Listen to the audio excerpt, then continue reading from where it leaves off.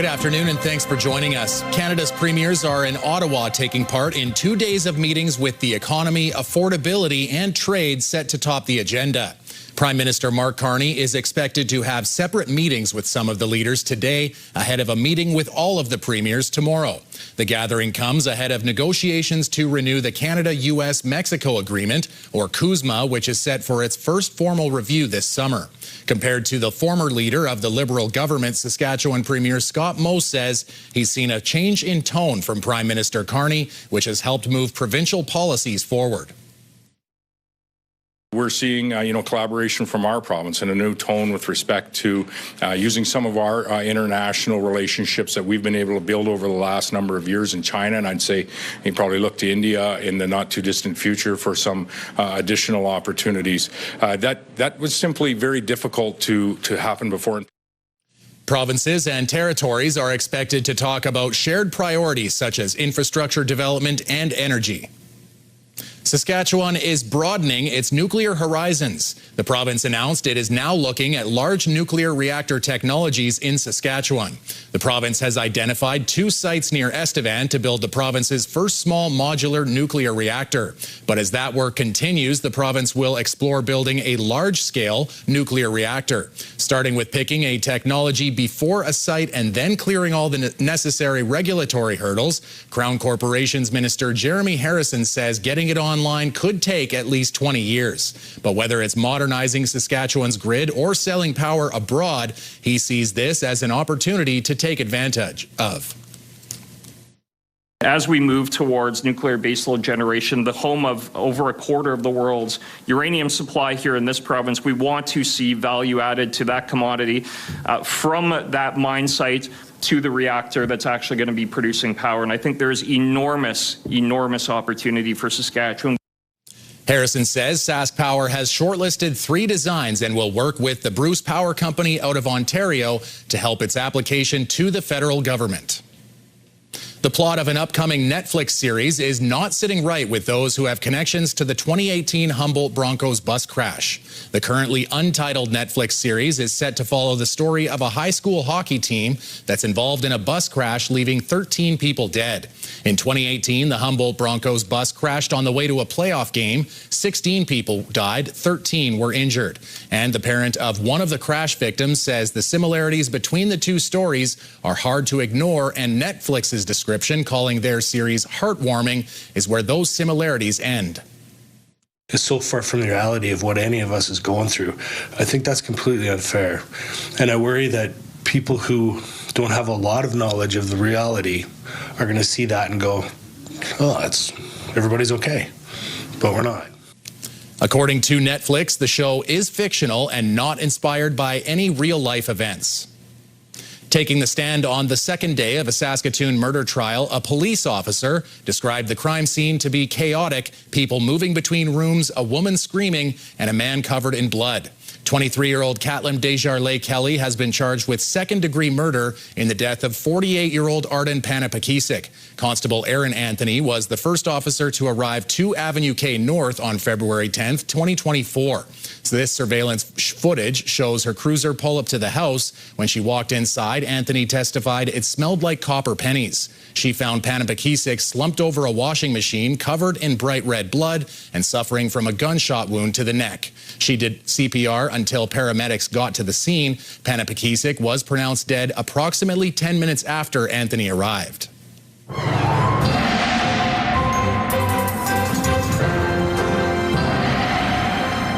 Jeff, I got a little excited when I saw those single digits. They didn't arrive as quickly as I thought, and so we're in the middle of the week, and it's not quite tepid temperatures yet. No, not quite, but I don't think we really anticipated a very quick warm-up. We knew it was going to be slowly progressing, and that's exactly what's going on, John.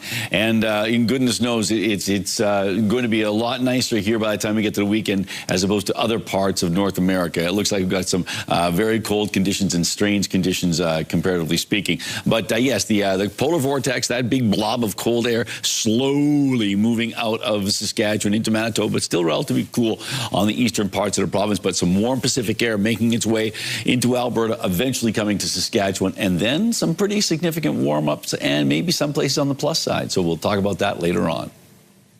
The front entrance of St. Paul's Hospital has reopened following more than 2 years of renovations. Local dignitaries gathered this morning for a ribbon cutting. The new entrance features a covered driveway, a drop-off area for patients, and enhanced lighting. Inside, the renovations included some washrooms. The patient registration area was also updated and relocated. The hospital also celebrating a new cultural healing center that was unveiled today. The province says it honors holistic wellness and offers a quiet place for reflection, traditional healing practices, and cultural ceremonies. People come to St. Paul's for many reasons, seeking care, supporting a loved one, or looking for guidance. As a hospital at the heart of a community with many needs, this new front entrance holds both welcome and care, while also creating a safe and supportive environment. The province contributed $14 million toward the renovation project, with almost $3.8 million coming from St. Paul's Hospital and $600,000 from St. Paul's Hospital Foundation. Hockey players in Saskatoon are getting a new opportunity to improve their skills and keep up with schoolwork starting next school year. Trach Power Skating and Skills has teamed up with Saskatoon Public Schools to offer a hockey academy for kids in grades 6 to 8. The program already runs at Estes School, which continues in grades 9 to 12. Now, Chief Whitecap, Lake Ridge, École River Heights, and Willow Grove schools will offer the hockey academy, chosen based on their location within Saskatoon's minor hockey zones. Students will go on the ice before school begins twice a week, then take a bus to school for classes. Registration opens February 4th for a September 2026 start. It's important for these kids to learn how to manage their schedules on both academics and athletics. So I think it's good at a young age to start time management and how to mix being a student athlete. You miss school, but you also get it done, and you do the same amount, but you're at the rink and you get more stuff in the morning than you would at school. The goal is to eventually expand the program to as many as 200 players from grades 6 through 12, helping grow the next generation of Saskatoon hockey talent. The town of Stoughton has been keeping a snacking secret, which is now blowing up online. For a decade, the Stoughton Meat Market has been creating its own cheese and meat trail mix. Last month, demand for the mix skyrocketed, leaving the market sometimes sold out before lunchtime. It's a new experience for the shop, who are all doing what they can to keep up. It's just a huge demand on this. I've got help back here, people that are normally maybe working up front. Now we're pulling them back here. You got to cut up some stuff to get it in the bags, man. Let's get it on the shelf. But like you say, you got to have the jerky, you got to have the sticks, the smoked sausage. So it's 3 days of running the smokehouse just to make the stuff to make a batch of the trail mix. The Stoughton Meat Market says it's now taking orders over the phone for anyone in the area looking to pick up some famous trail mix. When we come back, the Prince Albert Ski League is in full force. Jasmine Pelche finds out about lessons and events this season.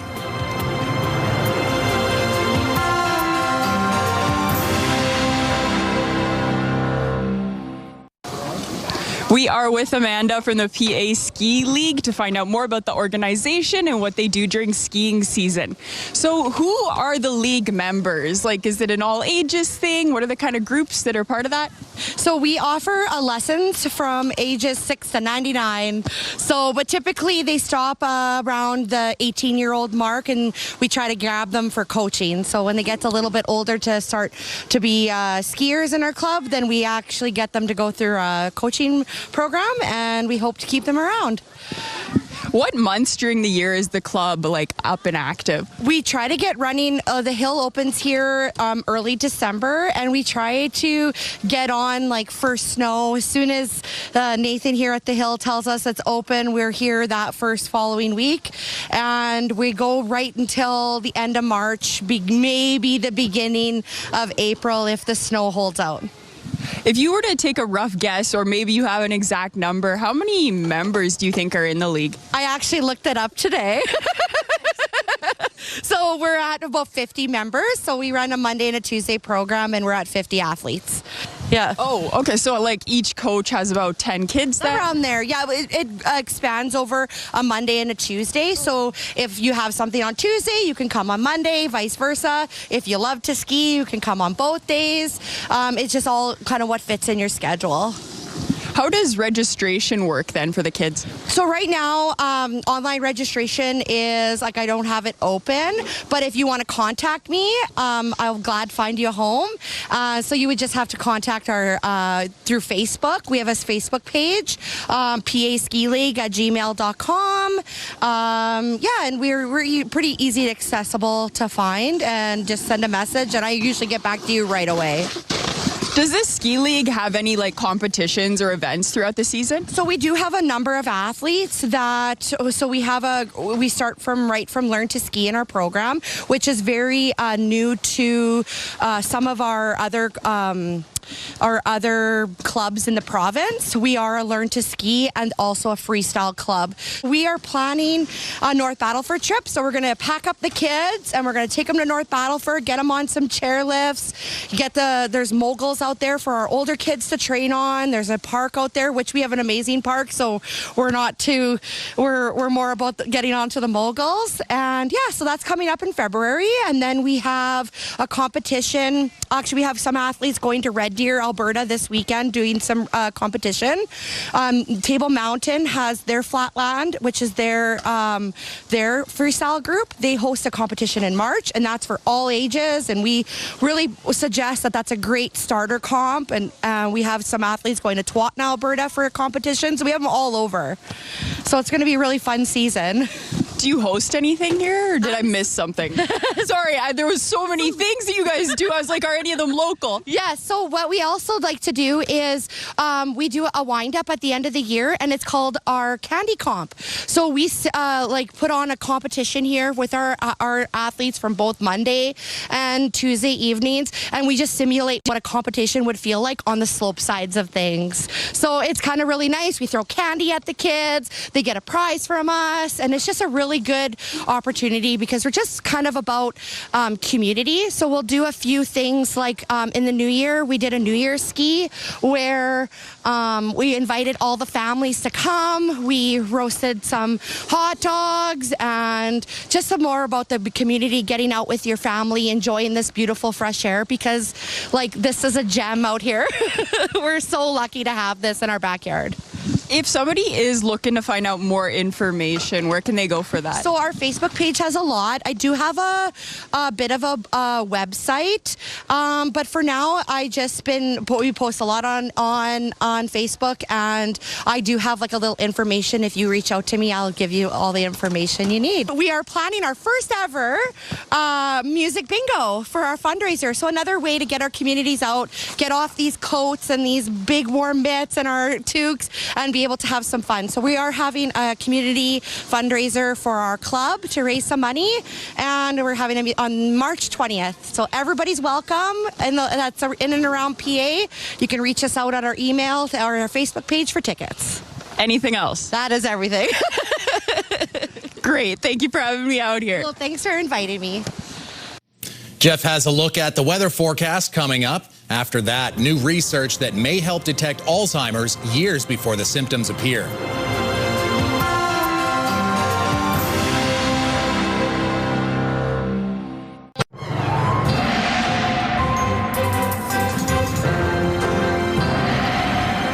So yesterday, Jeff, we talked about wearing sunglasses in winter. I guess we're not doing that this week. You know what? We're not really doing it this week, but really, people will maybe be in the sort of the summertime mood. It's a here comes summer weekend because we've got ourselves a real impressive warming trend that is triggered by some Pacific air that is being pushed our way because there's an atmospheric river. Actually, the rain already started this morning, but we've got a couple of rounds of rain coming to British Columbia, particularly Alberta's southern areas. So places on Vancouver Island, some places in and around Tofino, they might see 200 millimeters of rain. Certainly not as much, but still a substantive rain for areas around Victoria. Vancouver also getting quite soggy, and the freezing levels are going to be a bit on the high side. So there might be a rain-snow mix at, let's say, the base of places like Whistler. But right now, that warm air, that Pacific situation is pushing some of that warm Pacific air into Alberta. Alberta's starting to feel it already, and eventually it comes our way. And the polar vortex, it's not that it goes away, it just goes down south. And down south, it could wreak havoc in southern parts of the United States again. And then there's going to be a nor'easter that could shape. Oh, it's a heck of a mess. So we'll stay closer to home here with the predictions. As you can see, expecting a little bit of snow activity according to the computer models to slide through Saskatchewan in kind of a north-south line, really not adding up to a ton of snow. Maybe some places might see 2 to 4 centimeters of snow, but it's not a big dump of snow, nothing like what they received out in other parts of Canada and the United States in the last little while. Minus 15 degrees for Spiritwood and area, mainly cloudy skies or cloudy conditions for the Battlefords, minus 13. Increasing clouds for Candle Lake, minus 25, so still quite cold in the overnight in the Prince Albert region. Minus 24 for Birch Hills, minus 22 in Rosthern, minus 28 in Nipawin, and not much warmer than that. Minus 26 in Melfort, again with partly cloudy skies. Now, on to what's going on for tomorrow. So, possibility of some flurries in Spiritwood and the Battlefords. As I say, maybe 2 to 4 centimeters of snow. That might be on the generous side, but we'll err on the side of caution. Cloudy in Candle Lake, minus 14 degrees, a similar sky and temperature situation for Birch Hills. Rosthern, minus 13 degrees with cloudy skies, mainly cloudy in Nipawin, minus 18 degrees, and 2 degrees warmer than that in Melfort, minus 16. So those temperatures are still below seasonal, obviously above seasonal temperatures for Spiritwood and the Battlefords. On to Prince Albert. In greater detail here, minus 24 degrees with a risk of frostbite. Even now, things are slowly warming up. Still at minus 24 with an easterly wind at 10 clicks. There is a risk of frostbite. Tomorrow, minus 14 degrees. It's still about 3 or 4 degrees below seasonal. Risk of frostbite. Winds out of the east at 15 kilometers an hour. And the long-range forecast, as you can see, cloudy and minus 9 degrees for Friday. Minus 2 on Saturday, albeit with a chance of some flurries. Minus 7 on Sunday and cloudy skies. Cloudy and minus 6 to start the work week, and then minus 1 degree on Tuesday with a bit of sunshine and cloudy skies, and minus 2 on Wednesday. So yes, wrapping up January, mild, and it's staying that way as we get into that first part of February. I can handle those temperatures. I don't know about you, but those are manageable. Well, they're manageable. Maybe a little messy at times, but I think most people will say good. Yeah, we'll take that. Thanks, Jeff. Well, the Raiders were in Moose Jaw last night trying to extend their winning streak to 8 games against the Warriors. Harvey drives the net, pad save on the rebound, they score. Connor Howe's 4th of the year, batted out of the air, was the difference maker for Prince Albert. The Raiders scored the only goal in the 3rd period and held on for a 4-3 win. Now, with 76 points on the year, the Raiders sit 1st place in the entire Western Hockey League. The Everett Silvertips are 1 point behind Prince Albert with 1 game in hand. Prince Albert and Saskatoon will renew the Highway 11 rivalry this weekend, Saturday at the Arthauser and Sunday at SaskTel Center. Do you have a community event you would like to promote? Or maybe you'd like to draw attention to your organization. Let your local CTV station help you spread the word. Contact us at 306-922-6020 or email panews@ctv.ca. You can appear on CTV Prince Albert's News at 5 and get your message to our viewers.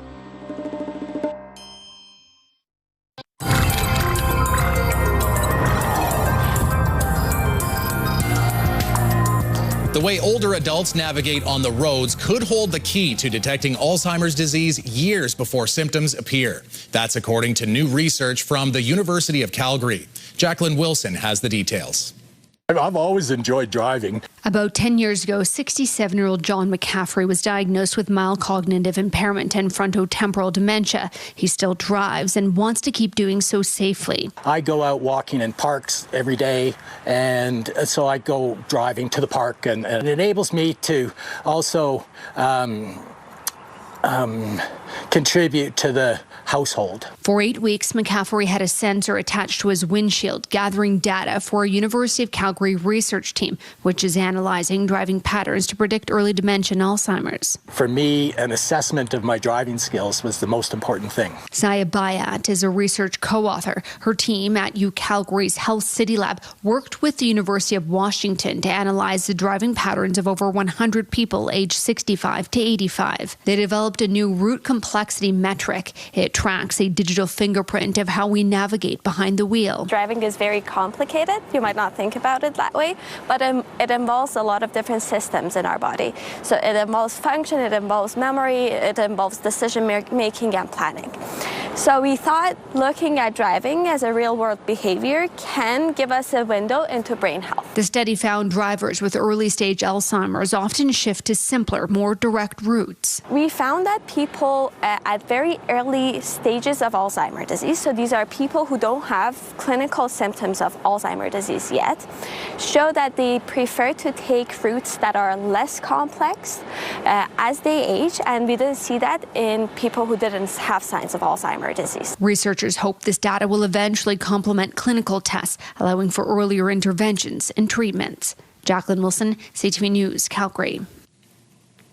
All right, Jeff, all the fanfare ahead of the Olympics. We've seen the torch being carried across different countries and by different dignitaries. We now know who will carry Canada's flag at the opening ceremony of the Winter Olympics. Olympic champions Michael Kingsbury and Marielle Thompson have been selected for the honor on February 6th in Italy. Kingsbury is a three-time Olympic medalist in moguls. Thompson from Whistler is a freestyle skier. She's got 2 medals, winning gold in her Olympic debut in 2014 and silver in 2022. And I've watched, Jeff, I've seen in 2010 the Olympics, that freestyle skiing, and it was super foggy, so all we could see is just, we were at the bottom of the hill, we'd look up, and out of nowhere this skier would just come flying down and slam their skis, and I mean, incredible stuff. Yeah. They're doing like 2 or 3 flips before they even land, and with very little visibility. So. Yeah, no, that is impressive. Even under great conditions, but under trying conditions like that, yeah, I hear what you're saying. There you go. So that'll be an exciting one. I know everybody's getting ready to figure out what time. I think it's a 7-hour time change. You're right. So yeah. There you go. So you'll have to maybe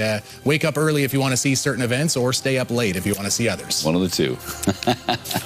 CTV National News is coming up next.